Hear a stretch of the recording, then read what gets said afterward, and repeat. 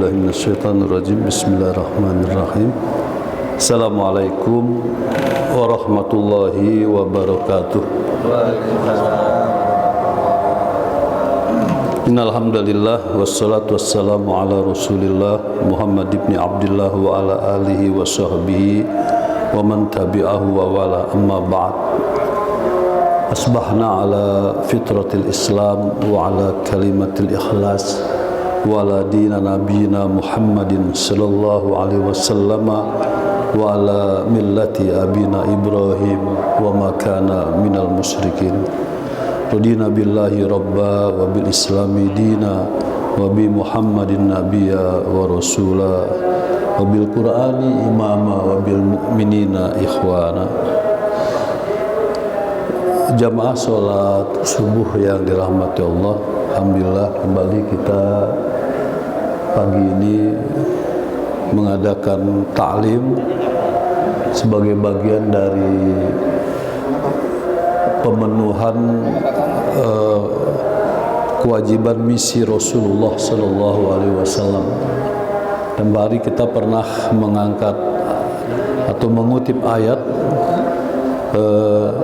dalam surah Al-Imran 163 yang berbunyi a'udzubillahi minasyaitonirrajim, laqad mannallahu 'alal mu'minina id ba'asa fihim rasulan min anfusihim. Dalam bahasa kita artinya sungguh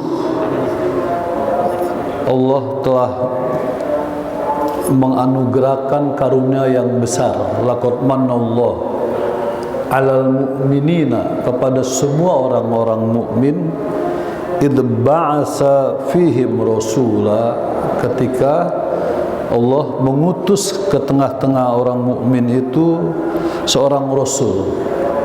Nah, ini ayat yang menunjukkan bahwa ketika kita menerima Rasulullah atau Muhammad sallallahu alaihi wasallam sebagai rasul kita, maka kata Allah Subhanahu wa taala, sungguh kita telah mendapat anugerah yang besar. Jadi mengimani Rasulullah itu merupakan anugerah. Tidak banyak orang atau yang dengan ikhlas mengimani Rasulullah sallallahu alaihi wasallam. Maka di dalam Al-Quran juga orang dibagi ya menjadi 3 tipologi. Ada yang percaya, ada yang tidak percaya, ada yang percaya dan tidak percaya. Itu. Ada yang percaya namanya orang mukmin, ada orang yang tidak percaya namanya kafir, orang yang percaya dan tidak percaya munafik. Nah, kita khawatir nih bahwa yang kakinya ada di dua sisi itu yang paling berbahaya. Kata Allah, innal munafiqina fid darkil asfali minan nar. Sesungguhnya orang munafik itu akan ditempatkan Allah di tempat yang paling dalam dari neraka. Jadi dia adanya di basement. Nah, itu. Jadi tempat munafik itu di basement neraka, Nah, ini orang yang dalam sikap hidupnya antara percaya dan tidak percaya. Nah, oleh karena itu Allah berfirman dalam surah Al-Imran ayat 163, laqad mannallahu 'alal mu'minin. Khusus itu, sungguh Allah telah menganugerahkan karunia yang besar kepada semua orang yang beriman. Id ba'asa fihim rasula, ketika Allah mengutus kepada mereka seorang rasul, yaitu Nabi Muhammad sallallahu alaihi wasallam. Lalu misinya apa? 3. Pertama, yatlu alaihim ayatih, membacakan kepada semua orang mukmin itu ayat-ayat Allah. Jadi ayat Allah itu ada 2, ada yang Qur'aniyah ya, dalam bentuk teks ya, kitabiah, ada yang kauniyah yang bersifat alam semesta. Nah itu oleh Allah Subhanahu wa Ta'ala diminta Rasulullah membacakan tanda-tanda kekuasaan Allah melalui teks ini. Jadi teks yang disampaikan oleh Rasulullah itu ada yang berkaitan dengan teks itu sendiri, ya, dalam bentuk perintah dan larangan. Ada yang berkaitan dengan memperhatikan ciptaan Allah Subhanahu wa Ta'ala yang ada di luar diri kita. Yatlu alaihim ayati. Itu satu. Jadi misi Rasul yang pertama adalah tilawah. Yatlu alaihim ayati. Yang kedua, wa yuzakkihim, dan mensucikan orang-orang mukmin dengan agama ini. Namanya istilahnya tazkiyah. Jadi kalau membacakan tilawah, kalau mensucikan namanya tazkiyah. Apa yang disucikan? Akidahnya, cara berpikirnya, gaya hidupnya, gitu ya. Itu disucikan, dibersihkan. Akidahnya dibersihkan dari penyembahan kepada selain Allah. Dia hanya menyembah Allah saja. Lalu yang berikutnya lagi kita singkatkan ya, karena kita akan bahas ini. Wa yu'allimuhumul kitaba wal hikmah. Misi Rasulullah itu adalah mengajarkan. Wa yu'allimu, asal katanya allama yu'allimu, mengajarkan kepada semua orang mukmin. Apa yang diajarkan? Dua hal: Alkitab, Al-Quranul Karim, wal hikmah, dan hikmah. Nah hikmah ini diartikan oleh para mufassir ada dua. Umumnya menerjemahkan kata al-hikmah itu adalah sunnah Rasulullah Shallallahu Alaihi Wasallam. Itu satu. Tafsir yang kedua mengatakan wisdom. Wisdom itu artinya bahwa dengan ayat-ayat Allah kemudian orang bisa mengambil hikmah sehingga dia mengenal Tuhannya. Di dalam tafsir misalnya kalau punya tafsir dari Kementerian Agama itu disebutkan bahwa hikmah itu bisa bentuknya sunnah Rasulullah SAW. Yang kedua bisa sebagai wisdom.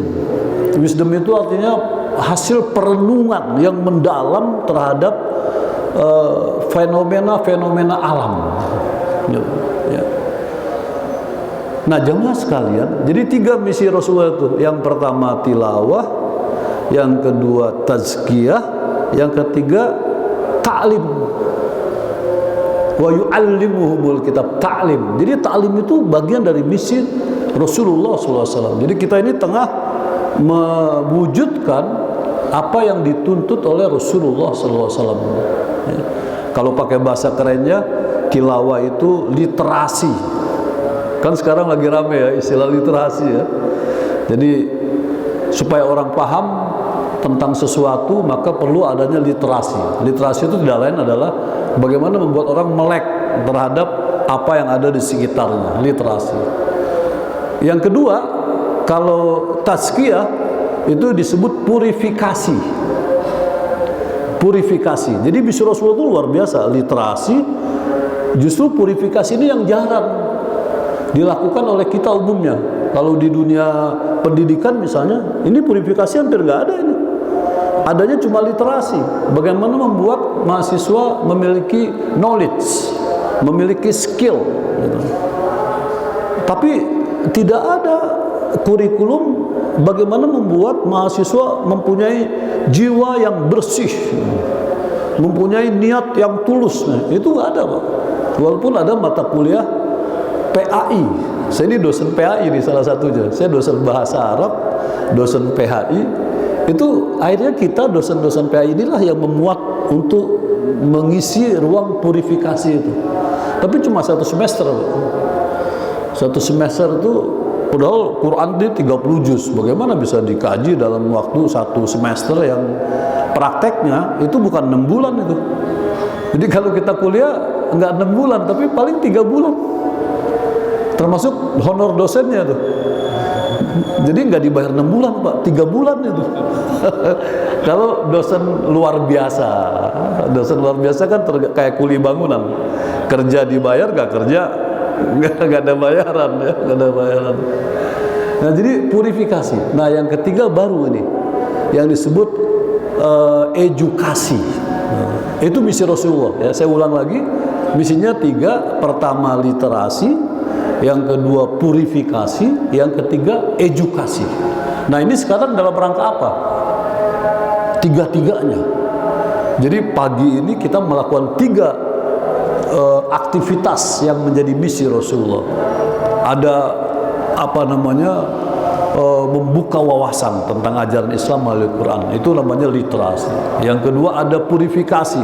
Tadi kita habis sholat bersama berjamaah, kita dengar bacaan imam itu gimana tadi Ustaz Ahmad di ujungnya itu di rakaat kedua. Saya terus terang aja itu kalau udah mendengar ya ayyuhan nafsul mutmainnah irji'i ila radiyati mardiyah, itu menyentuh sekali itu. Kalau kita taklim, kita teredukasi. Ya ayyuhan nafsul mutmainnah, wahai jiwa yang tenang. Artinya apa? Kalau orang beriman kepada Allah, banyak berzikir kepada Allah, maka hatinya tenang. Ketika ajal datang, itu justru malaikat menyambut orang yang dekat dengan Allah ini, yang selalu mematuhi Allah, selalu berzikir, itu dengan ungkapan ya ayyuhan nafsul mutmainnah. Masya Allah. Jadi kita dijemput oleh malaikat dengan ucapan wahai jiwa ya tenang, irji'i. Apa arti irji itu? Pulanglah. Asalkannya roja ayarji'u, itu bentuk fil amr. Irji'i, karena nafs itu, ruh itu bentuknya muannas ya, maka bukan irji tapi irji'i. Itu kalau kita belajar bahasa Arab ya. Pulanglah wahai jiwa ila rabbiki, menuju Tuhanmu, keharibaan Allah subhanahu wa ta'ala, mardiyah, dengan apa? Keriduan Allah, dengan penuh kesukacitaan ya. Kalau sebelah itu kan kita sering lihat iklan kematian, ada RIP, apa artinya itu? Rest in peace ya. Itu kalau keyakinan sebelah itu, kalau udah percaya sama Tuhannya dijamin masuk surga gitu ya. Kalau kita justru disambut malaikat kematiannya, ya ayyuhan nafsul mutmainnah irji'i ila radiyati mardiyah fadkhuli fi ibadi, masuklah engkau kepada golongan hamba-hambaku yang sama kualitasnya dengan kamu. Jadi nanti kita punya kualitas yang sama kalau kita dekat dengan Allah, banyak berzikir, mematuhi perintah Allah dan menjauhi larangannya, maka kematian itu bukan sesuatu yang harus ditakuti gitu. Karena malaikatnya datang dengan ucapan ya ayyuhan nafsul mutmainnah irji ila radiyati mardiyah fadkhuli fi ibadi. Itu satu lagi, wadkhuli jannati, dijamin masuk surga. Wadkhuli jannati. Nah itulah buah dari menerima Nabi Muhammad sebagai Rasulullah SAW dan kita mengikuti ajaran-ajarannya. Nah jamaah sekalian, pagi ini kita akan melanjutkan kembali kajian sebelumnya ya. Jadi topiknya adalah menjaga sibghatullah ya hingga wafat. Nah nanti kita akan bicara apa itu sibghatullah ya. Sibghah ini yang jadi masalah nih. Ma huwa sibghah atau ma hiya sibghatullah. Kenapa dia harus dijaga? Kenapa dijaganya sampai wafat? Sampai wafat artinya kita berada di sini. Berada di sini. Nah, jamaah sekalian, kita akan mulai. Sebelumnya kita sudah bicara tentang kalau jadi orang muslim itu harus 100% nggak boleh separuh, apalagi seperempat gitu ya. Jadi total. Itu firman-Nya berbunyi, ya ayyuhalladzina amanu udkhulu fis-silmi kafah. Nah, itu dari tadi kita katakan berislam secara komprehensif, secara menyeluruh, komprehensif ya. Jadi semua sisi dari ajaran Islam itu kita laksanakan gitu ya. Sisi akidahnya, sisi ibadahnya, sisi muamalahnya, sisi akhlaknya, itu kita penuhi semua sehingga menjadi kafah. Jadi bukan hanya sisi akidah saja tapi ibadahnya enggak, atau ibadah saja tapi akidahnya tadi seperti orang munafik, ragu-ragu ya.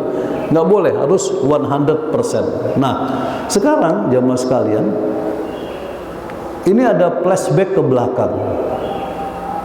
Surahnya sama waktu itu masih Al-Baqarah ya, 208, tapi ini kita flashback.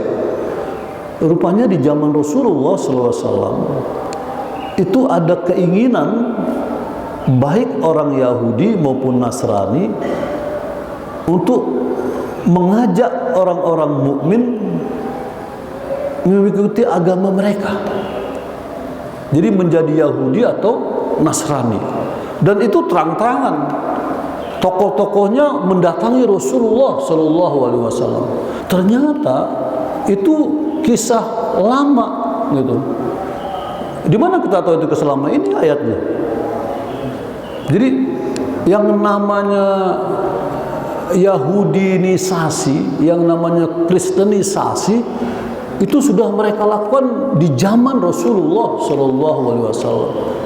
Bahkan nanti kita temu dalam ayat 120, itu justru mereka tidak akan pernah berhenti melakukan itu. Di 120 Allah berfirman, walan tarda angkal yahud walan nasara hatta tattabi'a millatahum.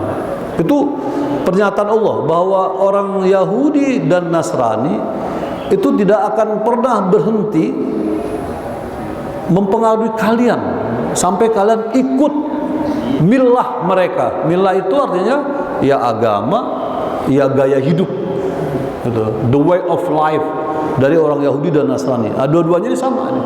Hari ini di dunia yang berkuasa siapa? Dua ini. Di Amerika itu yang menguasai Amerika adalah orang-orang Yahudi di segala sektor. Saya punya kawan, anaknya wanita, sudah berkeluarga ya, masih muda, hafal 30 juz Al-Quran, lulusan ITB. Ini sama-sama Pak Haji. Lulusan ITB, hafal 30 juz, ngajuin beasiswa, diterima di Amerika, di S2-nya. Dia bidangnya kimia, MIPA, kimia. Lalu baru masuk sebulan, 2 bulan sudah diangkat jadi asisten dosen oleh seorang profesor. Sang profesor agamanya Pak Yahudi. Sampai kawan saya ini bilang, mudah-mudahan Ustadz anak saya tidak terpengaruhi. Dia bilang, tidak terpengaruh, karena ini guru besarnya Yahudi. Jadi yang mendirikan Harvard, MIT itu ya, itu semuanya orang-orang Yahudi. Maka Allah mengatakan, mengingatkan, reminding kita to remind bahwa baik Yahudi maupun Nasrani, mereka kan selalu berusaha agar kita mengikuti gaya hidup mereka. Nah, di Indonesia itu sudah banyak kita terpengaruh ya. Biasanya tuh pengaruhnya apa? Misalnya musik. Semua orang senang musik. Musiknya musik-musik barat. Kemudian apalagi fashion. Gaya hidup fashion ya, ibu-ibu ya yang itu. Tapi syukur alhamdulillah Indonesia ini kalau lihat ibu-ibu di mana-mana jilbab udah apa ya. Walaupun ada yang agak unik, pakai jilbab tapi pakai celana ketat gitu ya. Itu sama aja, itu dalam Islam nggak boleh. Itu sama dengan memperlihatkan aurat ya Bu ya. Yang paling baik adalah semuanya tertutup kecuali wajah. Ada yang dipakai apa nih? Niqab ya. Itu tapi memang kalau Imam Syafi'i itu mewajibkan itu. Tapi imam yang lain tidak mewajibkan itu. Jadi saya kira terkait dengan budaya ya. Karena itu memang ternyata menurut sejarah niqab itu adalah budaya Arab. budaya Arab. Jadi sebagian besar imam, baik itu Maliki, kemudian Hambali dan Ibnu Hambal itu, kemudian Hanafi tidak mewajibkan ini. Di kampus saya ngajar itu di Sekolah Tinggi Usuluddin, ada juga mahasiswi yang pakai ini, ada juga. Tapi iya, kalau kita sekarang masker ya. Hampir sama juga sama nekop ini ya, hampir sama. Nah, jamaah sekalian, ini yang juga menyebabkan seorang dokter gigi masuk Islam ya. Dia perhatikan kok orang cuci tangan, tiap hari orang muslim cuci tangan ambil wudhu. Terus sholat dia nutup auratnya semua dengan rapi gitu. Dia pikir ini pandemi ini mengajarkan kepada, jadi hikmahnya itu ya, ajaran Islam ini untuk menghindari corona itu, kita dipaksa pakai ini ya. Nah, kita kembali ke ayat kita. Jadi upaya mempengaruhi orang untuk masuk agama Yahudi dan Nasrani, ini dalam tafsir dikatakan ini sebetulnya dualisme. Agama yang Allah berikan untuk manusia itu satu, yaitu Islam. Tapi di kalangan pengikut Musa lahir apa yang disebut dengan Yahudi. Di kalangan pengikut Isa yang sebetulnya dua-duanya ini agamanya Islam, lahir orang-orang Nasrani. Maka para mufassir mengatakan di kalangan mereka Islam telah terpecah. Di satu sisi dia percaya kepada Allah, tapi di sisi lain dia angkat Nabi menjadi Tuhan. Kalau Yahudi siapa yang dituhankan? Nabi Uzair ibnullah. Kalau di kalangan Nasrani siapa yang dituhankan? Isa ibnullah. Sehingga para mufassir mengatakan agama yang semula Islam oleh dua kelompok ini, karena yang pertama menolak kenabian Isa, yang kedua menolak kenabian Nabi Muhammad SAW. Jadi ini saling terkait. Yahudi menolak Isa dan Injil, sementara Nasrani juga menolak Taurat dan Musa. Artinya harusnya mereka ikut ini, gitu. Orang Yahudi ikut Nasrani. Lalu ketika Nabi Muhammad diutus, harusnya Nasrani ikut Nabi Muhammad. Gitu. Tapi mereka nggak mau ikut. Bahkan bukan sekedar nggak mau ikut, dia coba mempengaruhi orang-orang mukmin ini. Dia datang kepada Rasulullah SAW, waqalu, dan mereka berkata, ini kola yakulu, kola kolu ya, bentuk jama ini. Jadi bukan sendiri datang kepada Rasulullah, tuh rame-rame dia. Apa yang dia minta kepada Rasulullah? Kunu, ini bentuk fil amr ya. Jadilah kamu semua penganut agama Yahudi. Itu satu. Jadi orang Yahudi mendatangi Rasulullah, lalu meminta Rasulullah, wahai Muhammad, kami ini agama Allah. Musa itu utusan Allah, Taurat itu wahyu Allah. Yang paling tepat, kamu bukan membuat agama baru, tapi kamu ikut kami. Itu kata orang Yahudi di masa Rasulullah. Ini kejadiannya di Madinah semua ini, di Madinah ya. Yang kedua, ini secara bahasa ya, ada kata au. Au ini untuk membedakan bahwa bukan hanya orang Yahudi saja yang datang kepada Rasulullah, tapi juga orang Nasrani datang kepada Rasulullah mengucapkan kata yang sama. Jadilah kamu Nasrani, gitu.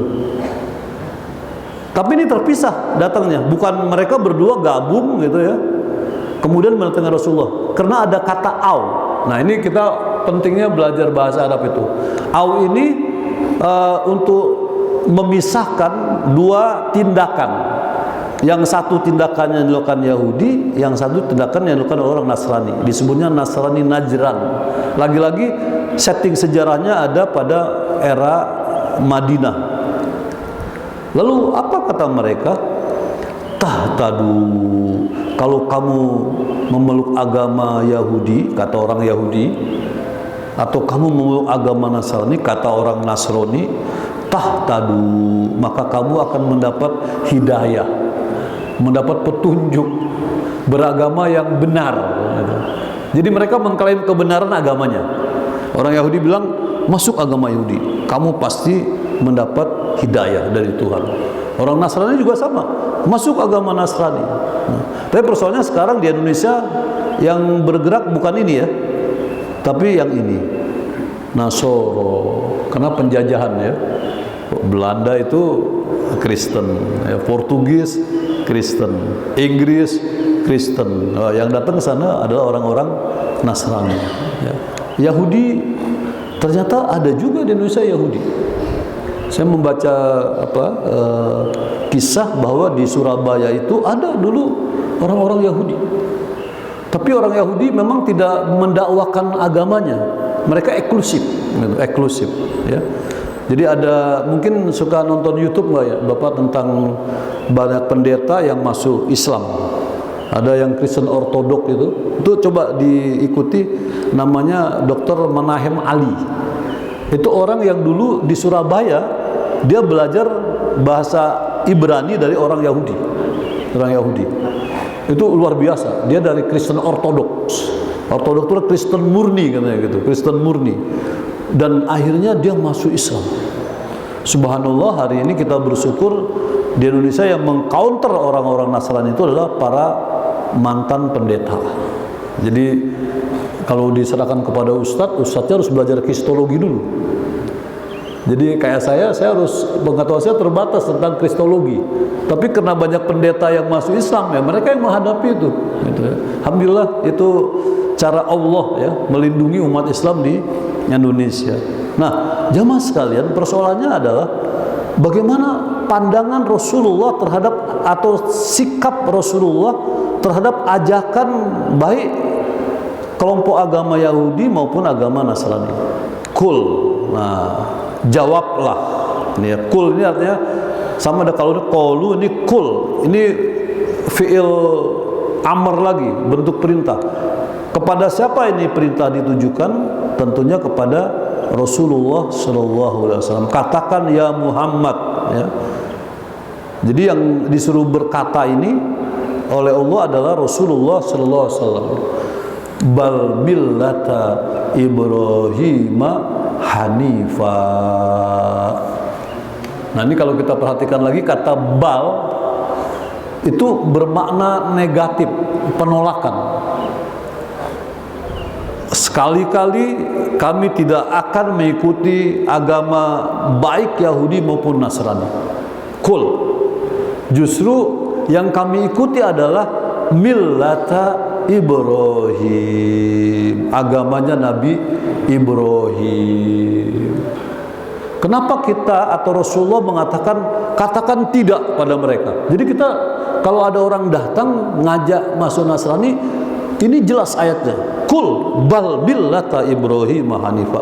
Kata bal ini dalam bahasa Arab untuk mengatakan penolakan.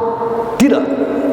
Artinya kami tidak akan masuk Yahudi maupun akan masuk Nasrani. Tapi kami adalah orang-orang yang mengikuti millata Ibrahim hanifa. Kami adalah pengikut agama Ibrahim. Millah, gitu ya. Tadi kan di awal saya katakan di ayat 120-nya walan tardo angkal yahud walan nasara hatta tattabi'a millatahum. Pakai kata millah juga. Nah, Nabi Muhammad dan kita umatnya harus bersikap tegas. Kita tidak ikut millah mereka, tapi yang kita ikut adalah millata Ibrahim hanifa.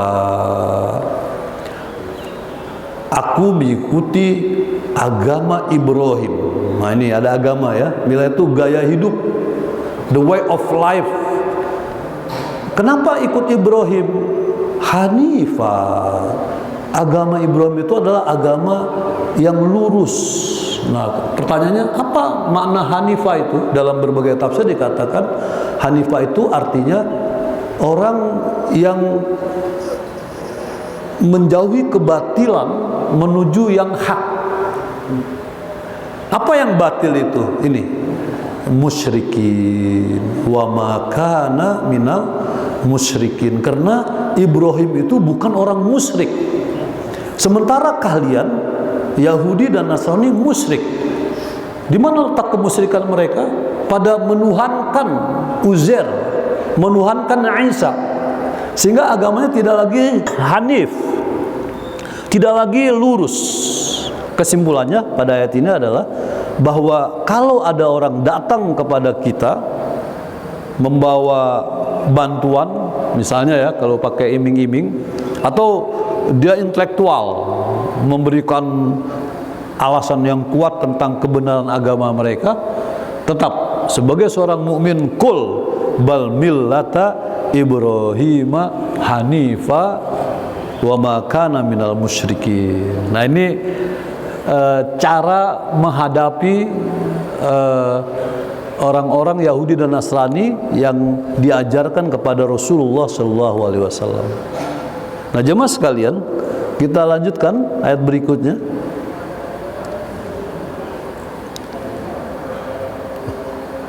Nah, ini 137 ya, 136-nya ya. Kita balik, suruh katakan tidak. Gitu. Katakan tidak.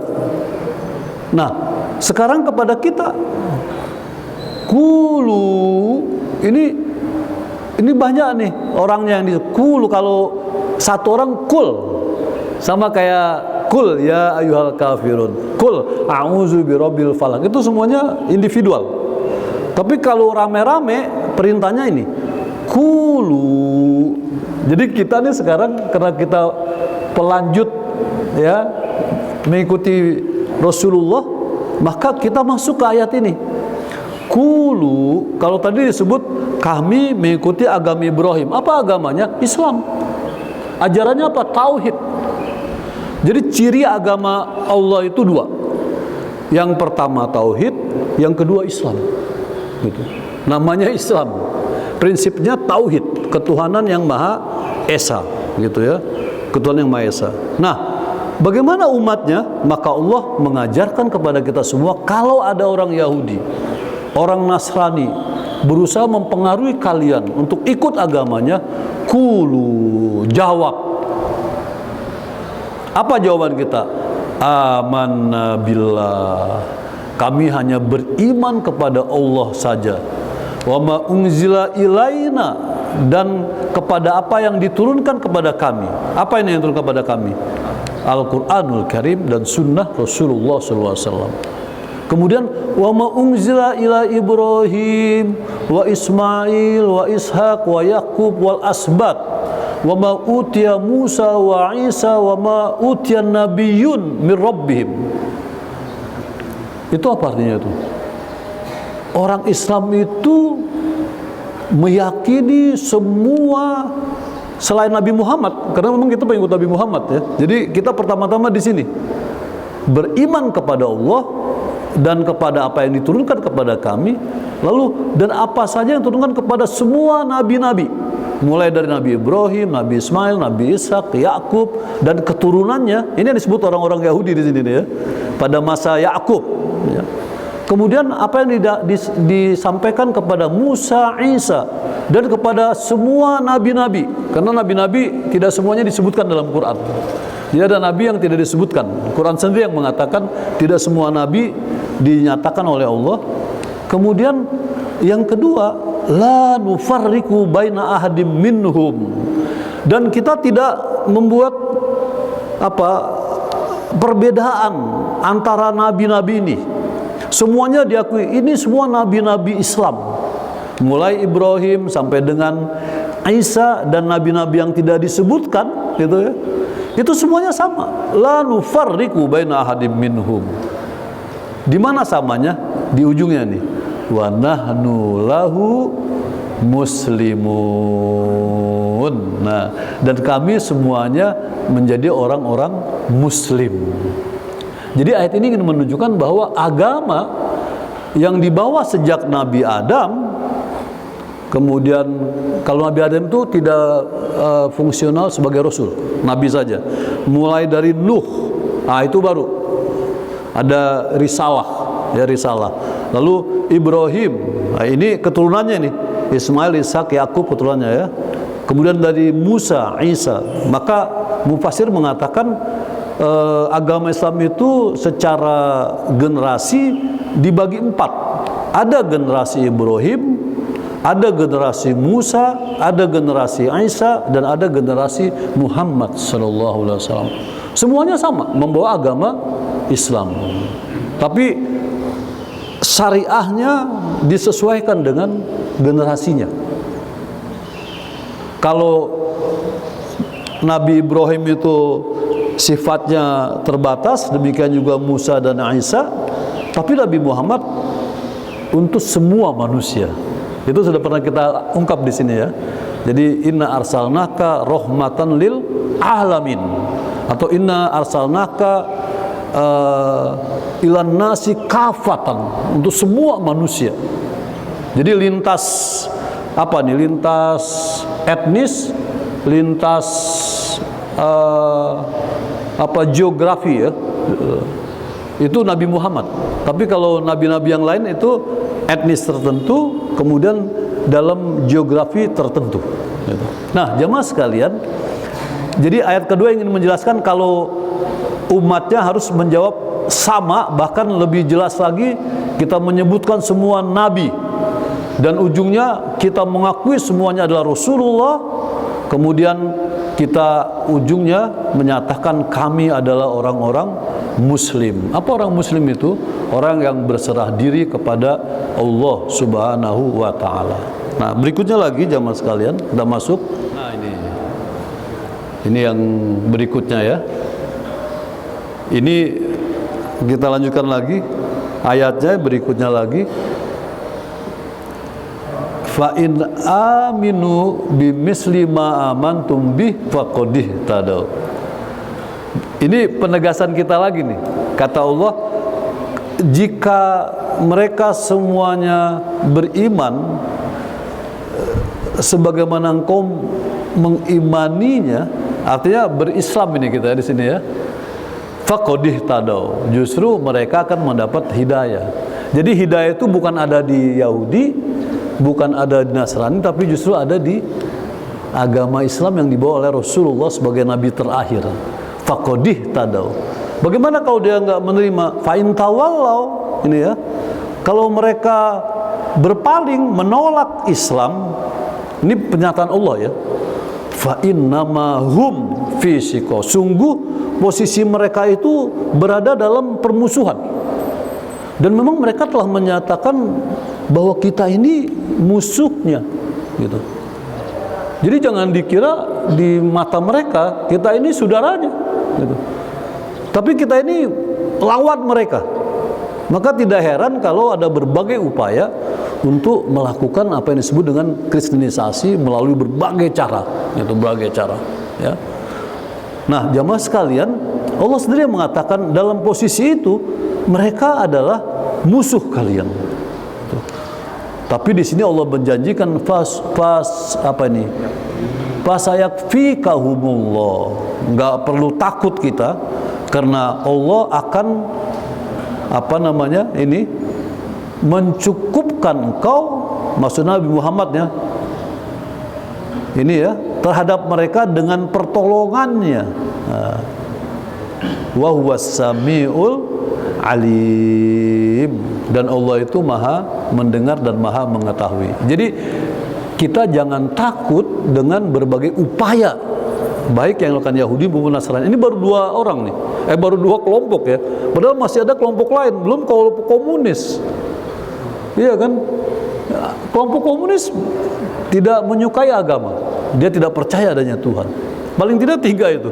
Jadi ini yang asalnya sama, Musa, Isa, kemudian ditambah lagi mereka yang kafir, belum lagi yang munafik. Yang munafik itu ada di tengah-tengah kita, gitu. Tapi Allah mengatakan bahwa ini terutama untuk 2 kelompok besar ini ya, Posisi mereka adalah menjadi musuh kalian, tapi kalian tidak perlu khawatir karena Allah akan memberikan pertolongannya. Jadi kita diminta berjuang menghadapi upaya-upaya mereka. Melalui apa? Tadi yang 3 itu. Melalui literasi agama ini, melalui purifikasi, melalui edukasi. Nah itu. Jadi 3 kuncinya itu. Nah kita tengah menjalankan semuanya. Jalankan semuanya. Nah kita lanjutkan yang terakhir, jamaah sekalian. Islam itu kata Allah adalah sibghatullah. Ini menjadi satu terminologi. Sibghatullah. Kalau diartikan secara harfiah, sibghah itu artinya celupan. Jadi kita tahu yang namanya apa itu? Bandik ngewarnain baju misalnya putih, apa namanya? Sepuan. Sepuan. Sepuan. Jadi Allah itu telah menyepuh. Ini pakai bahasa apa umum ya. Allah itu telah menyepuh semua orang yang beriman dengan sepuhan Allah. Jadi berbeda dengan sepuhan manusia yang bisa hilang, sepuhan Allah itu melekat dalam diri kita. Karena Allah yang menyepuh kita. Nah, istilah Qur'annya namanya sibghah. Nih, sibghatullah. Maka dia tidak diterjemahkan ya. Sibghatullah, sibghah Allah. Mufasir menerjemahkannya 2. Sibghatullah itu adalah dinul Islam. Sementara yang lain mengatakan fitrah, agama fitrah. Jadi memang sejak awal fitrah manusia itu agamanya adalah Islam. Sibghatullah. Maka ujungnya ayatnya waman ahsanu minallahi sibghah. Siapa yang lebih baik sibghahnya kecuali sibghah Allah Subhanahu wa taala. Lalu ujungnya apa? Wa nahnu lahu abidun. Karena sibghah Allah itulah kami semuanya hanya menyembah Allah Subhanahu wa taala. Jadi kita nggak ikut Yahudi, kita ikut Nasrani, kita hanya menyembah Allah. Karena kalau kita ikut mereka, Allahnya sudah ya dimix dengan manusia, yang dijadikan Tuhan. Uzair, maka malah kalau dalam Nasrani kan Yesus, Tuhan Yesus. Langsung disebut lagi Tuhan Yesus. Jadi Yesus sudah dianggap menjadi Tuhan. Tapi kalau Quran mengatakannya Uzair ibnullah. Uzair diangkat posisinya naik menjadi anak Allah. Jadi Allah punya anak. Ya, Isa diangkat lagi jadi Allah. Lagi-lagi Allah punya anak 2. Yang pertama Uzair, gimana? Kok Tuhan disamakan dengan manusia? Nah ini yang membuat orang-orang Nasrani yang mendalami Injil itu mengatakan gak masuk akal ini. Masa Tuhan punya anak? Berarti dia punya istri. Karena logikanya adalah anak itu lahir melalui istri. Lalu siapa istri Tuhan? Itu yang bikin bingung orang-orang Nasrani gitu. Maka banyak pendeta, pastor yang masuk Islam. Nah alhamdulillah kita lahir karena itu. Makanya hadis yang mengatakan kullu mauludin, setiap orang anak yang dilahirkan yuladu, dilahirkan alal fitrah, dalam keadaan muslim. Itu nama sibghatullah itu. Lalu kenapa dia berubah menjadi yang lain? Karena orang tuanya. Illa abawai, karena kedua orang tuanya. Yumajjisanihi, bikin dia Yahudi, wa yuhawwidani, menjadi dia Yahudi, wa yunasyirani, atau menjadi Nasrani. Enggak disebutkan menjadi muslim karena memang muslim itu sudah fitrah. Yuladu alal fitrah. Nah, fitrah itulah yang dimaksud dengan sibghatullah. Nah, makanya lalu kita diminta mari kita jaga ini, wala tamutunna illa wa antum muslimun. Kan ada perintahnya, ya ayyuhalladzina amanu ittaqullaha haqqa tuqatih wala tamutunna illa wa antum muslimun. Jangan mati kecuali dalam keadaan muslim. Nah, saya kira itulah barangkali kajian kita pagi ini, sibghatullah. Ini dibacanya sibghatullah ya. Ini karena kedudukannya menjelaskan ayat sebelumnya. Tapi dalam pembicaraan kita bisa menyebutnya sibghatullah. Nah ini perlunya kita belajar bahasa Arab ya. Bisa dibaca sibghatullah, bisa sibghatillah, bisa sibghatullah. Tergantung di mana posisi kata ini berada dalam konstruksi kalimat. Gitu. Barangkali itulah yang bisa kita bahas pagi ini, mudah-mudahan bermanfaat buat kita semua. Hadanallahu wa iyyakum ajmain. Subhanakallahumma wa bihamdika asyhadu an la ilaha illa anta astaghfiruka wa atubu ilaik wa lafu minkum. Assalamualaikum warahmatullahi wabarakatuh.